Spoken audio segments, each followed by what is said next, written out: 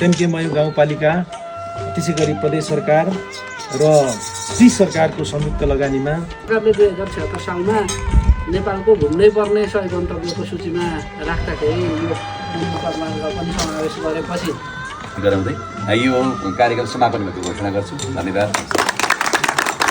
हामीलाई एकदमै साथ दियो र यात्रामा कोही पनि बिरामी पनि भइएन।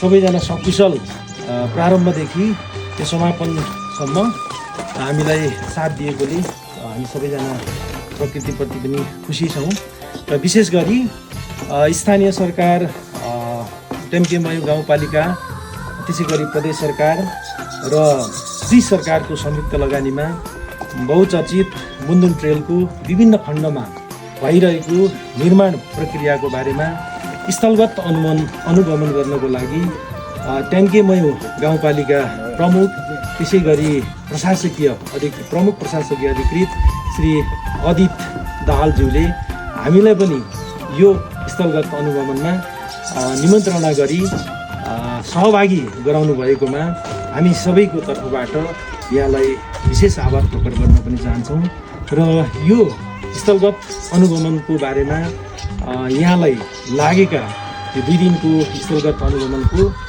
बारेमा 2 शब्द राखिदिनु हुनको लागि टेम्के मयू गाउँपालिकाको तर्फबाट प्रमुख प्रशासकीय अधिकृत श्री अदित दाहालज्यूलाई हार्दिक अनुरोध गर्दछु। राखिदिइसक्नुभयो।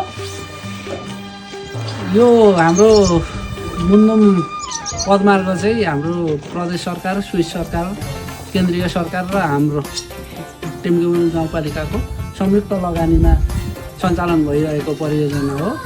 यसमा स्विस सरकारको 51% साझेदारी छ भने बाँकी चाहिँ सङ्घ सरकारको करिब 5-6% र प्रदेश र स्थानीय सरकारको अरू बाँकी गरेर यो आयोजना सञ्चालन भइरहेको छ।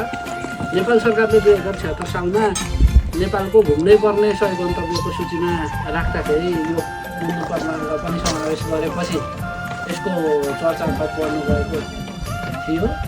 यस पदमार्गमा विभिन्न समयमा देश तथा विदेशका विशिष्ट महानुभावहरूले पदयात्रा गर्दै यसको प्रमोसनमा थप सहयोग पुर्याइरहनु नै भएको छ। यसै सिलसिलामा अहिले यो साल यसै विषयहरूमा आफ्नो मन्तव्य राखिदिनु हुने लागि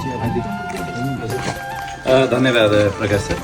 सहायक प्रमुख जिल्ला अधिकारीज्यू, त्यसै गरी प्रमुख कोष नियन्त्रकज्यू, प्रहरी नायब उपरीक्षकज्यू, सशस्त्र प्रहरी नायब उपरीक्षकज्यू, ओवादुङमा र टेम्के मयू गाउँपालिकाका प्रमुख प्रशासकीय अधिकृतज्यूहरू, कार्य प्रमुखज्यूहरू, सबैजना साथीहरूलाई एकमुष्ट हार्दिक अभिवादन व्यक्त गर्न चाहन्छु।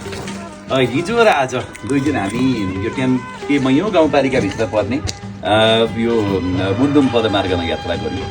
यात्राको क्रममा हामीलाई प्रकृतिले असाध्यै धेरै साथ दियो। हामीलाई पानी चाहिँदा पानी प्राप्त गऱ्यौँ, घाम चाहिँदा घाम प्राप्त गऱ्यौँ, हुस्सु चाहिँदा हुस्सु नै प्राप्त गरेका छौँ होइन। त्यसैले हामीलाई जे चाहिएको त्यही प्राप्त गऱ्यौँ। त्यसैले यो असाध्यै अलौकिक मुन्दुम पदमार्ग बनाएको छ।